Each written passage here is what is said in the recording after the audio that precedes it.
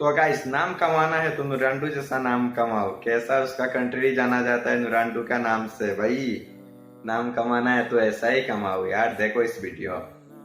Canada, okay. இது China, Japan, ஜப்பானி, Argentina, Argentina. Okay. இது பிரேசில், இது கொலம்பியா, இது சுவிட்சர்லாந்து தானே? டென்மார்க், டென்மார்க்கா? ஐயோ ஜமைக்கா, இது பிரான்ஸ், பாவி. இது நெதர்லாந்து, இது ஜெர்மனி, அப்ப பெல்ஜியம் இல்லையா?